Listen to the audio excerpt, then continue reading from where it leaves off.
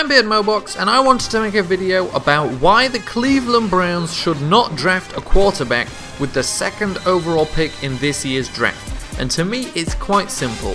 I see a lot of comparisons between this year's Cleveland Browns, and to be fair, the Cleveland Browns for the past 5 years or so, and 2011's Cincinnati Bengals. I think there's a lot to be learned from the Cincinnati Bengals approach to the 2011 draft. So when it came time for the draft, the Bengals knew they didn't have a quarterback. Carson Palmer had essentially said he won't return to the team, he will retire, and the Bengals went into the draft knowing that. They had a running back of Cedric Benson, who always played well for them, but wasn't a franchise running back, and their wide receivers were pretty damn shattered. Their best receiver was Chad Johnson, or Chad Ochocinco as he was going by at the time, and the fact he was eventually traded away and that they drafted a wide receiver shows that he wasn't part of their long-term plans either. So with this in mind, the Bengals had two major holes on offense. We won't go on to defense, and it was actually a pretty solid defense, so they didn't have to worry about that as their major draft needs. So the Bengals, like many teams in 2011, were desperate for a franchise quarterback, but also for a franchise wide receiver. The Bengals were actually in a pretty similar draft position to the Browns this year. The Bengals had the 4th overall pick in 2011. And what did they do with it? Did they draft a quarterback when there were a lot of quarterbacks that were going to go in that first round? There were a lot of quarterbacks people saw quite highly, or did they do something else? And obviously, most of you will know they did something else. They drafted AJ Green, their franchise wide receiver they used the 4th overall pick on.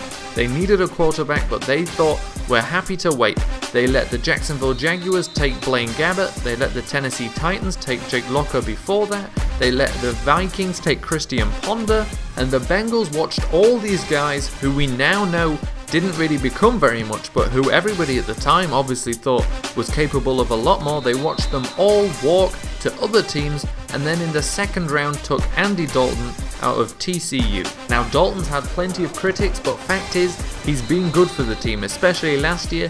He showed what he was capable of, and he was a good choice. He was a better choice than Ponder, Locker, or Gabbert, and that can definitely be said. This was an absolute masterclass by the Bengals. They didn't get scared, they didn't try and fix a huge problem straight away. They saw who a better player was with pretty much just a bigger need on their team, and they used their first round pick on him.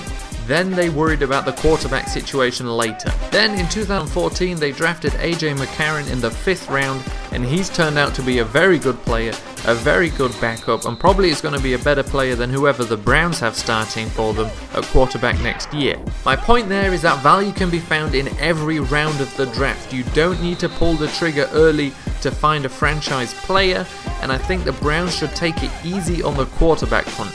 Take RG3, give him a year, see if he works out, and if he doesn't, draft a quarterback later this year, and then you can draft a quarterback in the 2nd, 3rd rounds next year, unless of course you happen to be in a position to draft an Andrew Luck type guy. But I can be more specific than just saying, oh, they should look for a quarterback in some late rounds. I think the Browns have got a star tight end, and if Josh Gordon gets reinstated, they have a star wide receiver. That leaves two major key positions in the skill positions on offense open. They need a quarterback, they need a running back.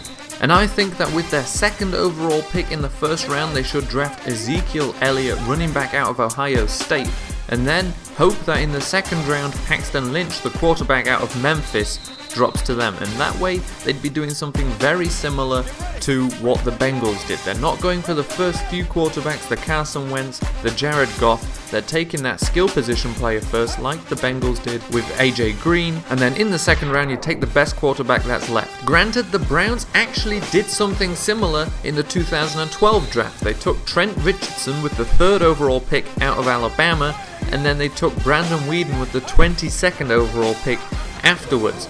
But that was still a bit too early for the quarterback. 4 quarterbacks taken after Brandon Weeden were Brock Osweiler, Russell Wilson, Kirk Cousins, and Nick Foles. There is no guarantee in the draft, but I feel like going for a quarterback in the later rounds rather than with their first pick is a better chance for the Browns to succeed in the long run.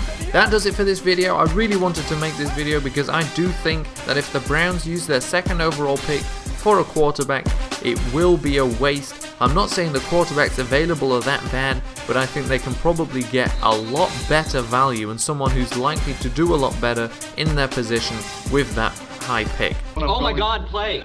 Hey, you made it to the end of the video. If you haven't seen the previous video yet, you can do that by clicking here. If you enjoyed this video and want to see more, you can do that by clicking here and subscribing. New videos every Friday and Sunday, and sometimes Wednesdays too.